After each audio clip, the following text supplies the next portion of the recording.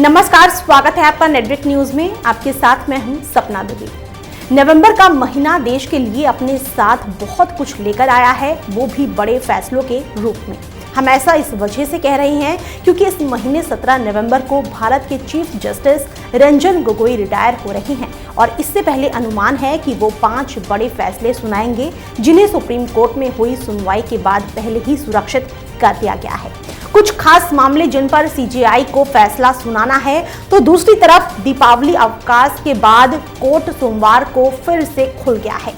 देखा जाए तो सीजेआई के रिटायरमेंट से पहले यानी 17 नवंबर तक काम करने के लिए उनके पास सोमवार के दिन के साथ बस 8 दिन ही बचे हैं। महज इतने दिनों में ही सीजेआई को चर्चित और बड़े मामलों पर फैसला सुनाना है। ये बहुचर्चित और बहुप्रतीक्षित राम जन्मभूमि बाबरी मस्जिद, राफेल डील मामला, सबरीमाला मंदिर मामला, चौकीदार चोर है मामला, सीजेआई कार्यालय से संबंधित मामले शामिल हैं। खबर में आगे बढ़े उससे पहले आप चैनल को सब्सक्राइब जरूर कर लें, साथ ही बेल आइकन को जरूर दबाएं जिससे हर अपडेट आप तक पहुंच पाए। आगे आपको बता दें कि दीपावली के बाद सोमवार को कोर्ट खुला और अब 11 और 12 नवंबर को फिर से कोर्ट बंद होगा।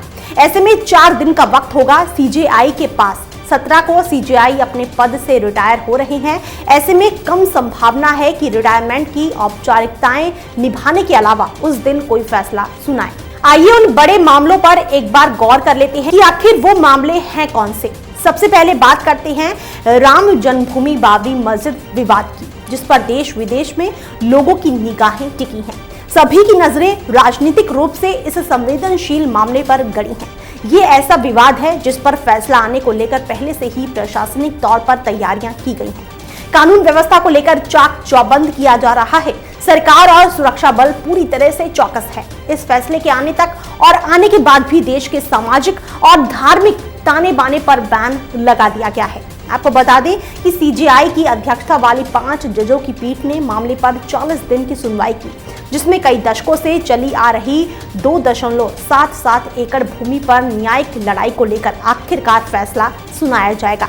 इलाहाबाद हाई कोर्ट के 2010 के फैसले के खिलाफ सुप्रीम कोर्ट में 14 अपील दायर की गई थी। तब कोर्ट ने 3 पक्षों के बीच 2.77 एकड़ विवादित भूमि को सुन्नी वक्फ बोर्ड, निर्मोही अखाड़ा और रामलला के बीच बराबर बांट दिया था। सबरीमाला मंदिर में महिलाओं का प्रवेश का मामला। सीजेआई की अध्यक्षता वाली 5 जजों की संविधान पीठ सुप्रीम कोर्ट के फैसले की समीक्षा की मांग पर अपना निर्णय सुनाने वाली है। इसमें हर उम्र की महिलाओं को केरल के सबरीमाला मंदिर में प्रवेश की इजाजत दी जाएगी। सुप्रीम कोर्ट ने 6 फरवरी को 65 याचिकाओं पर अपने निर्णय को सुरक्षित किया था, जिसमें कोर्ट के 28 सितंबर 2018 के निर्णय की समीक्षा की इजाजत देना भी शामिल था, जिसमें सबरीमाला मंदिर में हर उम्र की महिलाओं के प्रवेश की इजाजत थी। याचिकाकर्ताओं का तर्क था कि सबरीमाला में भगवान अयप्पा एक ब्रह्मचारी थे, जिसके कारण कोर्ट को 10 से 50 साल के मासिक धर्म में महिलाओं के प्रवेश को रोकने वाली परंपरा में दखल नहीं देना चाहिए। आपको बता दें कि पहाड़ी मंदिर इसी साल 16 नवंबर को खुलने वाला है, जब वहां वार्षिक उत्सव होगा। केरल में पिछले साल करीब 3 महीने लंबे वार्षिक तीर्थ यात्रा में कई नाटकीय घटनाक्रम हुआ, जिसमें 10 से 50 आयु वर्ग की करीब 12 महिलाओं को सबरीमाला में प्रवेश से रोका गया। सभी महिलाओं के लिए दरवाजे खोले जाने के बाद काफी विरोध किया गया था। एक फैसला आना है सीजेआई और आरटीआई से जुड़े मामले में। सीजेआई इस बात पर फैसला सुनाएंगे कि क्या सीजेआई कार्यालय आरटीआई अधिनियम के तहत आएगा या नहीं। सुप्रीम कोर्ट के महासचिव और दिल्ली हाई कोर्ट आदेश के खिलाफ सुप्रीम कोर्ट के केंद्रीय लोक सूचना अधिकारी के साल 2010 में दायर की अपीलों पर भी निर्णय आने के आसार हैं कि सीजेआई का कार्यालय आरटीआई अधिनियम के दायरे में आता है।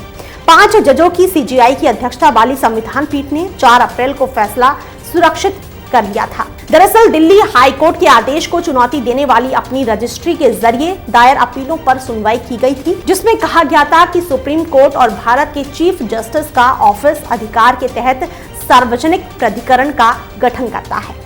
राफेल डील में सरकार को क्लीन चिट का मामला। सीजेआई की अध्यक्षता वाली 3 जजों की पीठ के सामने एक और केस है, जिस पर अभी तक फैसला नहीं आया है। 2018 के सुप्रीम कोर्ट के फैसले को चुनौती देने वाली समीक्षा याचिकाएं हैं। ये समीक्षा याचिकाएं जिस फैसले को चुनौती देती हैं वो मोदी सरकार को क्लीन चिट दे रहा है। ये क्लीन चिट फ्रांस से 36 राफेल फाइटर जेट की खरीद पर दे रहा है। कोर्ट ने 10 मई को इन याचिकाओं पर अपना फैसला सुरक्षित किया था। अगला मामला है राहुल गांधी का, चौकीदार चोर है। दरअसल राहुल गांधी ने पीएम नरेंद्र मोदी को चौकीदार चोर है के रूप में संबोधित किया था, जिस पर कोर्ट में केस दायर कर दिया गया, जिस पर अब कोर्ट फैसला सुनाने वाला है। आपको बता दें कि मई में ही राहुल गांधी ने शीर्ष कोर्ट में बिना किसी शर्त के माफी मांगी थी। तो वहीं बीजेपी सांसद मीनाक्षी लेखी की याचिका पर उनके खिलाफ मांग की गई थी कि आपराधिक अवमानना कार्यवाही को बंद किया जाए। सीजीआई ने फैसले को बरकरार रखा और बंद नहीं करने का निर्णय लिया। अब ये भी एक अहम मामला है जिस पर फैसला आना बाकी है। फिलहाल के लिए इतना ही। बाकी ऐसी और वीडियोस के लिए आप चैनल को सब्सक्राइब करना ना भूलें।